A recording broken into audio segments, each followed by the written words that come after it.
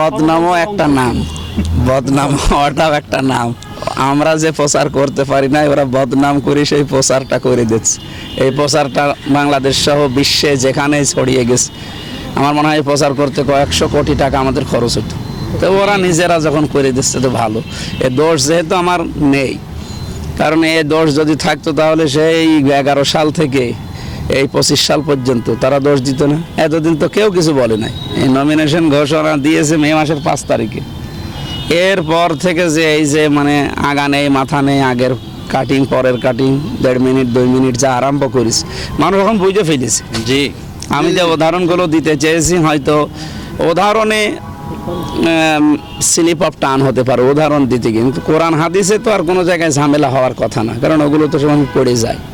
যে সমস্ত উদাহরণ মিলাতে চেয়েছিলাম ওই উদাহরণগুলো যাই দিয়েছি, যদি ভুলও হয়ে যায় আমি পরবর্তীতে মিডিয়ার সামনে এসে বলেছি যে এভাবে বলা ঠিক হয়নি। তো ওইগুলোই তারা এখন সামনে নিয়ে এসে, বিশেষ করে যে ইন্ডিয়ার এক নায়িকা রাশমিকা, এরপরে হজরত খাদিজাতুল কুবরা রাদিয়াল্লাহু তাআলা আনহা, এরপরে মাহা আলাইহিস সালামের ওইটা, এরকম কয়েকটা বিষয় ওরা সামনে নিয়ে আসে বেশি। তো এগুলো মানুষ এখন বুঝে ফেলেছে যে ওই কথা বলতে গেলে আমাদেরও ভুল হয়। যে মাওলানাগুলোকে ওরা লাগিয়েছে সে মাওলানারও তো কয়েকদিন আগে ভুল হয়েছে। তিনি বলছে হযরত খাদিজা আল্লাহর স্ত্রী, নাউজুবিল্লাহ। এ কথা বললে কারো ঈমান থাকে? তো তার যদি ঈমান না যায়, আমার ঈমান যাবে, আমি তো ভুলে বলে ফেলেছি। সুতরাং এই কথাগুলো যারা বলছে তাদের সতর্ক হওয়া এবং বিরত হওয়ার জন্য আহ্বান জানাচ্ছি। আর আমি জানি মানুষ এগুলো বিশ্বাস করে না। আর আমরা এই আগস্টের 5 তারিখের পরে তো পট পরিবর্তনে অনেক কিছু উল্টিয়ে অলরেডি গেছে এবং সামনেও আশা করছি মানুষ আসবে ইনশাল্লাহ ইসলামের দিকে। চরিত্র নেই আমাদের। এই 54 বছর আমাদেরকে মানুষের সাথে মিশতে দিয়েছে। এই 15-16 মাসে যা আমরা অলরেডি দেখিয়েছি, চরিত্র কাদের নেই জনগণ এখন তো দেখতে পাচ্ছে।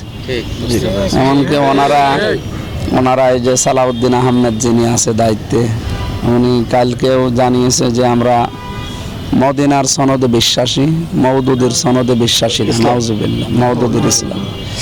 তো এই একটা কথা হলো, আপনি মদিনার ইসলাম বিশ্বাস করেন, তাহলে সেকুলারিজম, এরপরে জাতীয়তাবাদ, এরপরে এই যে ধর্মনিরপেক্ষ মতবাদ, এরপরে গণতন্ত্র যাই বলেন, এগুলো কি মদিনার সনদে আছে বা মদিনার ইসলামে আছে?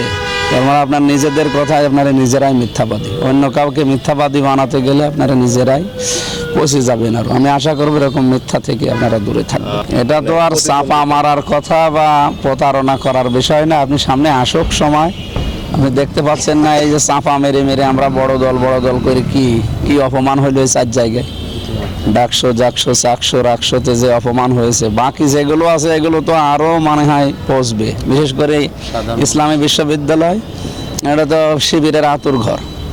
আর ওদিকে যা মনে হয় জগন্নাথে দেবে, ওখানেও আশা করছি এই অহংকারে তাদেরকে ডোবাবে।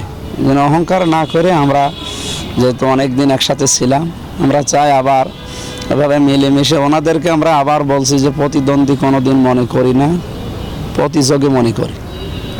আমরা আসবো, ওনারা প্রতিযোগিতায় লিপ্ত হোক, আল্লাহ যাকে কবুল করে সে হবে। ভোট ব্যাংক ওনাদের আছে, আমাদেরও আছে ইনশাল্লাহ।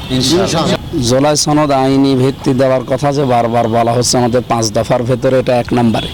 এমনিতে তো বলা হয়নি, কারণ এটা না হলে ওই সময় 71 সালে যেমন বিরোধী যারা ছিল তাদেরকে রাজাকার বানিয়েছে। এইবার যারা ছাত্র এবং জনতা যারা জীবন দিলে এবং যারা পঙ্গু হয়ে আছে, এদেরকেও রাজাকার বানাবে, দেশদ্রোহী বানাবে।